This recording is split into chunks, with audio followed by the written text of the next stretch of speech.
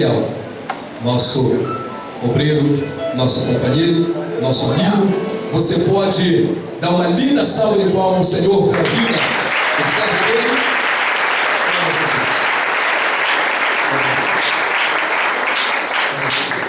Recebam-no com muito amor e com muito carinho.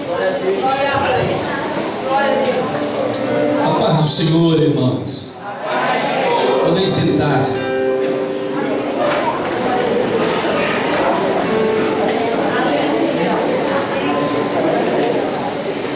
Eu estava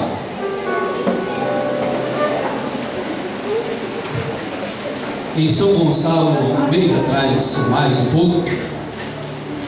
Eu estava vindo da casa do pessoa que nos trabalha lá, esperando o Clécio passar. Aí eu sentei num banquinho lá da praça. Minha música sertaneja, não é verdade?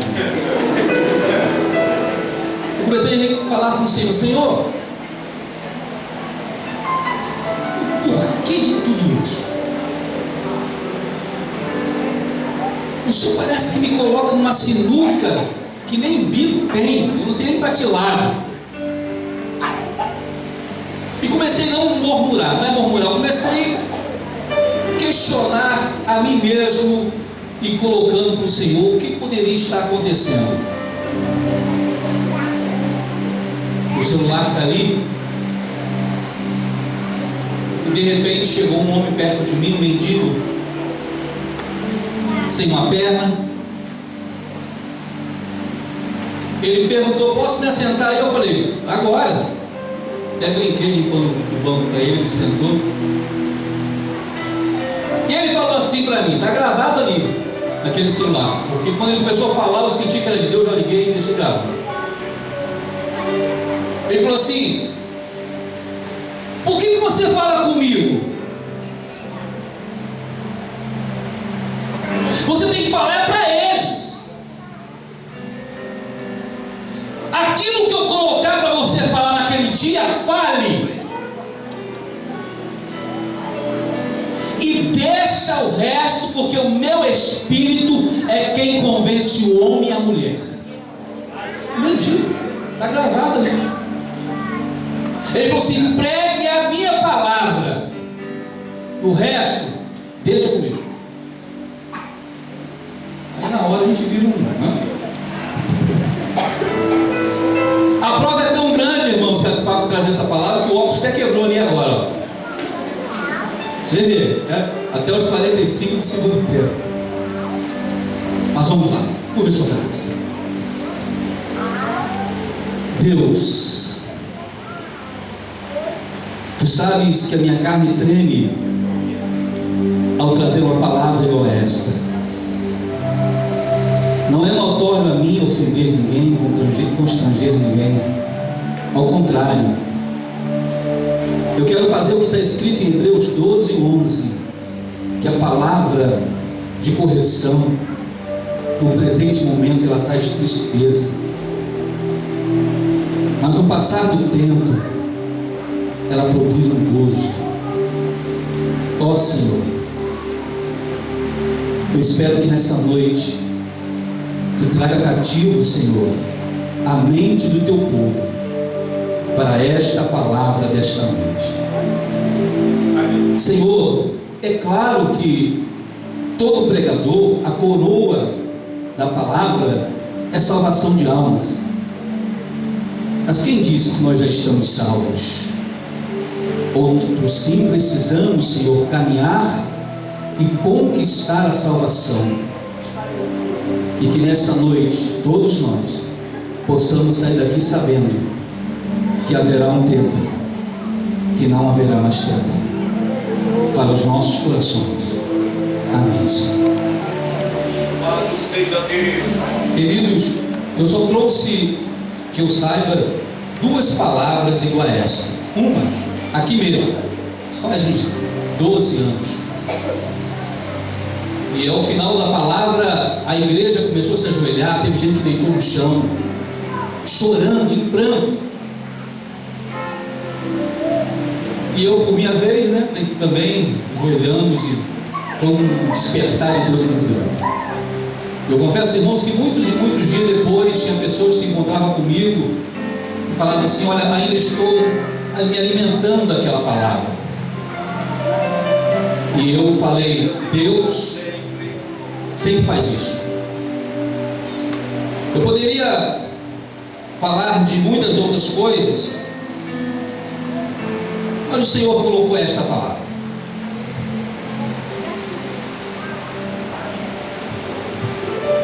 Existe na teologia linhas de raciocínio, linhas de teologias divergentes uma das outras. E viu uma coisa? Na escatologia, tem pessoas que pregam que Cristo vai vir antes da grande tribulação. Esses são os pré-tribulacionistas. Tem pessoas que acreditam e pregam que Jesus vai vir no meio da grande tribulação, 3 anos e meio. E tem pessoas, essa com menos credibilidade, que pregam, não as pessoas, mas a linha de raciocínio, a linha teológica, que Cristo vai vir depois da grande tribulação. Um dia já foi forte, mas hoje não é muito mais. Tem pessoas que são amilenistas, tem pessoas que pensam que nós já estamos vivendo o milênio. Tem pessoas que falam que nós vamos viver o milênio. E tem pessoas, acreditam, que pensam que Cristo vai vir depois do milênio. São linhas teológicas que a gente conversa, a gente debate na Bíblia, mas não tem nada a ver, não tange, não nos coloca em perigo no que tange a salvação, né? Se eu creio que Cristo vai vir antes, no meio ou depois, se você quiser, aumenta o retorno aqui, que eu estou sem nada, ali pode abaixar, aqui o retorno, obrigado, já, isso. Também existe outra linha teológica chamada soteriologia, que é a doutrina da salvação. Tem pessoas que pensam, e encontram até versículo na Bíblia, porque é linha teológica, que Jesus ama todo mundo, Deus ama todo mundo. Deus ama o pecador, o ímpio, ama todo mundo. Já existe aqui a linha teológica que Deus não ama todo mundo. Quer ver? Abra sua Bíblia aí comigo rapidinho. Ó, João 3,16, o amor para a salvação incondicional. João 3,16. Porque Deus amou o mundo de tal maneira que deu o seu Filho unigênito, para todo aquele que nele crê não pereça, mas tenha. Essa é a linha teológica do amor incondicional. Mas existe a linha teológica do amor condicional. Abra comigo 1 João 2,15, que diz assim: não ameis o mundo, e se alguém ama o mundo, o amor do Pai não está nele. Tiago 4,4 diz assim: adúlteros e adúlteras. Está falando adultério aqui, irmãos, mas quando você, não é o caso, tá? Quando você se levanta contra algo, contra a lei, você está transgredindo a lei. Adultério, as pessoas pensam que é só ato sexual. Não é só isso não, tá? Adulterar a lei de Deus é muitas outras coisas mais. Quem achou aí Tiago 4? Quem tem um óculos para me emprestar? Diz assim: adúlteros e adúlteras, não sabeis vós a amizade do mundo é inimizade contra Deus? Porquanto qualquer que dizer que ser amigo do mundo se constitui. Está vendo? Já começou a coisa ficar difícil. João 4, 14, 21. Abre lá. João 14, 21. É só para você ver a base bíblica nas linhas teológicas. Não implica na sua salvação, tá? Mas por que eu estou falando? Para você entender um pouco mais. João 14, 21 diz assim: aquele que tem os meus mandamentos e os guarda, esses são o quê? Então você, para provar que ama Deus, o que você tem que fazer? Guardar os. Ué, então quem não guarda o mandamento, não? Você está prestando atenção o que você está lendo aí? Aquele que tem os meus mandamentos e os guarda, esses são os que me amam. Então, o que a gente chama um denominador comum? Que Deus falou que só aquele que guarda os mandamentos que pode dizer que ama Ele. Se você guarda o mandamento, você ama Deus. Se você não guarda, você não ama. Último versículo, Provérbios 8,17. Provérbios 8:17 diz assim: eu amo aos que... Opa! Olha como a coisa ficou difícil agora. Primeiro você tem que amar a Deus para depois Deus te amar. Não, mas espera aí, está errado. A Bíblia fala que Ele nos escolheu primeiro. Não, esse é o povo de Israel. Se você vê o contexto lá, não é o mundo não, é o povo de Israel. O contexto está voltado para o povo judeu. Ele escolheu primeiro o povo judeu, mas o povo judeu não quis Ele, e a salvação chegou até nós. Olha a linha de raciocínio, olha a linha teológica. Eu amo os que me amam. E nós acabamos de ler: aquele que tem os meus mandamentos e me guarda, esses são os que me amam. Para você amar Deus, você tem que guardar os mandamentos. E se você amar Deus, Deus depois vai te amar. Está entendendo a linha? Se você acredita na linha teológica que Deus ama todo mundo, amém. Se você acredita na linha teológica que Deus não ama todo mundo, amém também. Isso não implica na sua salvação. Mas agora eu vou falar algo que implica na sua salvação, né, amigo? Olha só, irmãos. Doutrina do pecado, a martirologia. A ira de Deus, a justiça de Deus sobre os homens que pecam. Existia no tempo da lei Deus cobrando o ser humano sobre os pecados que eles cometiam. O que o povo tinha que fazer então para deixar a ira de Deus aplacar a ira de Deus? O que eles tinham que fazer? Todos os anos eles iam aos templos e levavam aos templos um cordeiro.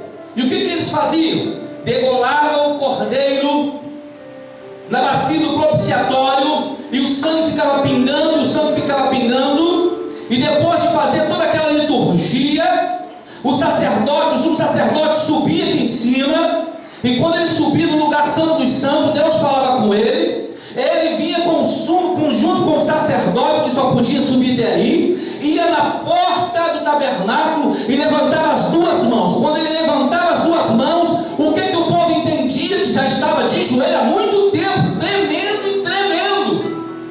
Eles falavam o que? Olha, se ele levantasse as mãos, Deus recebeu o vosso sacrifício. O povo fazia 3 meses de festa, porque Deus tinha perdoado o pecado. Perdoado não, aplacado a ira dele. Só quem pode perdoar pecado é Cristo Jesus. Mas quando ele chegava na porta do templo e não levantava as mãos, podia contar, era um ano de derrota. Um ano de derrota. Olha como que Deus cobrava o seu povo. Salmos 75:8 diz assim, 75:8: porque na mão do Senhor há um cálice cujo vinho ferve, cheio de mistura, e dá a beber daquele certamente todos os ímpios da terra soberão e beberão as suas fezes. Quando fala isso aqui, você sabe o que está falando? Sobre o pecado. Esse cálice aqui não quer dizer que seja o cálice que Davi falou: prepara uma mesa perante mim, unge minha cabeça com óleo, se meu cálice se transforma. Esse cálice de Davi é cálice de alegria. Esse cálice aqui já é de ira. Quer ver o outro? Abra sua Bíblia comigo, pode? Vai caminhando comigo aí. Isaías 51. Pronto. Quem tiver um aí, posso me emprestar? Isaías 55. Isaías 51:17 diz assim: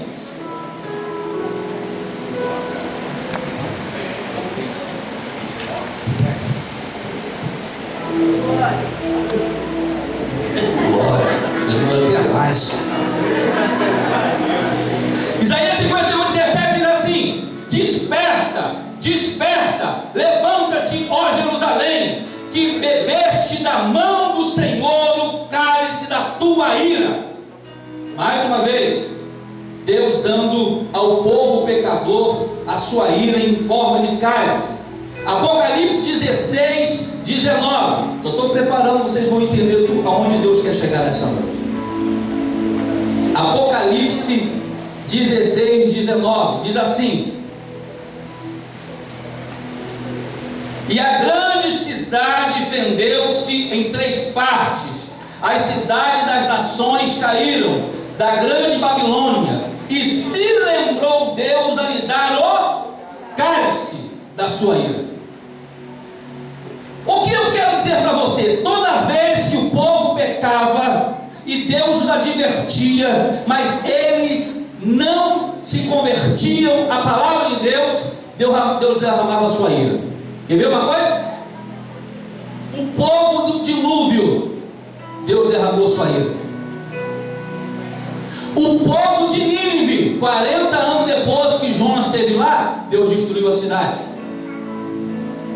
Sodoma e Gomorra, Deus destruiu a cidade. Deus deu a beber o cálice da ira dele para as pessoas que viviam na lei. E certo, alguns irmãos talvez até saibam, eu falo sempre assim: olha, a graça parece que estragou o povo, porque o povo na lei, eles parece que tinha mais temor. Jesus perdoa aí, mas não é isso. Abra sua Bíblia, 2 Pedro 2,4, e você vai entender. 2 Pedro 2,4 diz assim: porque Deus não perdoou os anjos que pecaram, mas havendo-os lançado no inferno, os entregou às cadeias da escuridão, ficando em reserva para o juízo. E não perdoou o mundo antigo, mas guardou Noé, pregoeiro da justiça, com mais 7 pessoas, e ao trazer o dilúvio ao mundo dos ímpios, e condenou a subversão a cidade de Sodoma e Gomorra, reduzindo-a a cinza e pondo-a por exemplo. O que Deus está falando aqui?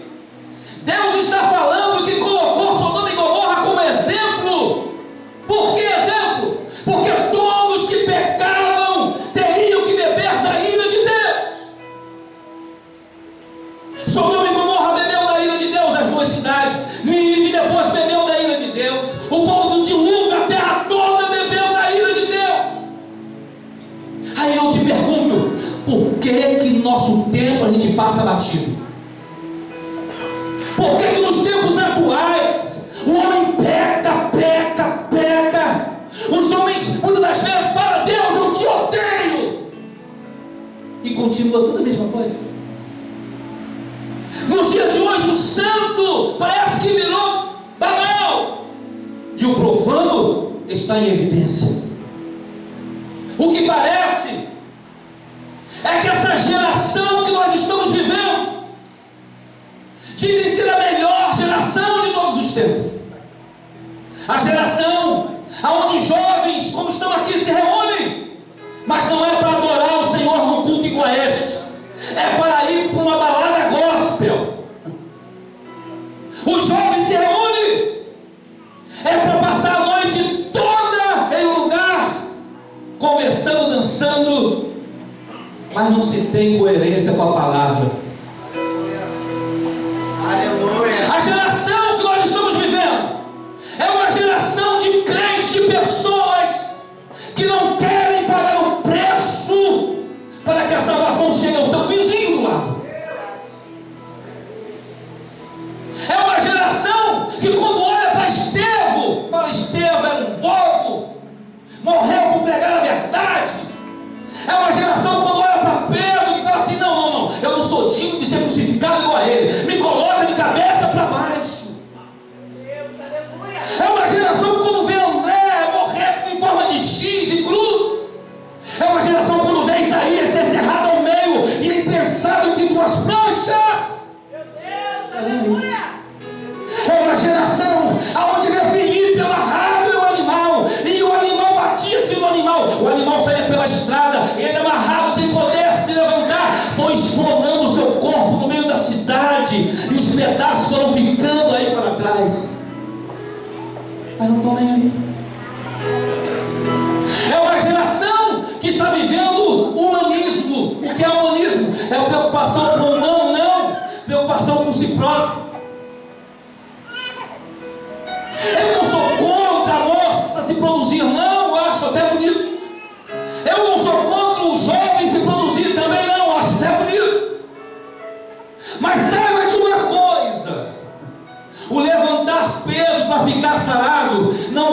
levar aos céus. Não vai. As fotos postadas no Face, ou sei aonde, e de biquíni, sorriso e assim, não vão te levar para o céu. E tem mais. As fotos que se postam é uma vergonha para a classe que se diz cristã. Porque eu nunca vi. Se você, como é Lídia, já viu, por favor, me fale depois. Eu nunca vi uma jovem ou um jovem postando no Face, ele com a Bíblia na mão dizendo assim: o Senhor é o meu pastor e nada me faltará. Eu nunca vi um jovem postando uma foto de joelho dobrado adorando ao Senhor. Eu nunca vi um jovem postando que está na esquina pregando o evangelho da paz. Eu nunca vi. Mas querem a unção de Deus, procuram a unção de Deus.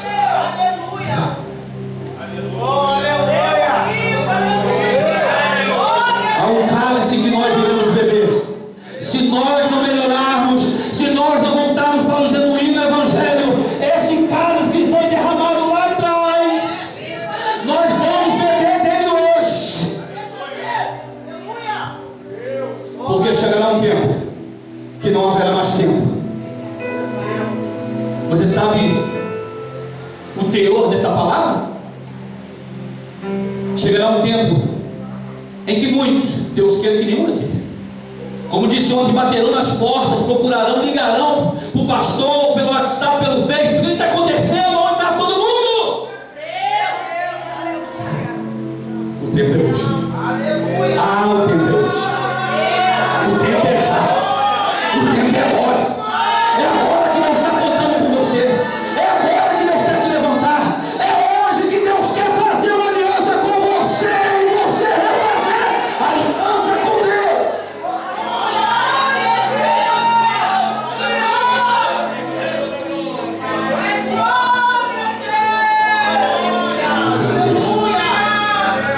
Não são, preste atenção no que eu vou falar, não são os pecados das pessoas que trazem juízo de Deus. Agora é heresia, agora tu falou uma heresia. Ué, você não falou que o povo então foi destruído porque estavam pecando? Mas não foi por causa do pecado que Sodoma e Gomorra foi destruída, não. Agora eu não entendi nada. Seu pastor fala, nem eu. São os justos que impedem Deus destruir o ser humano. Prova na Bíblia: Senhor, se tiver 40 justos, o Senhor vai destruir Sodoma e Gomorra? Não. E se tiver 30? Também não. E se tiver 10? Também não. Te pergunto, foi destruído ou não foi? Foi destruído ou não foi? Foi por falta de justo, não por causa do pecado.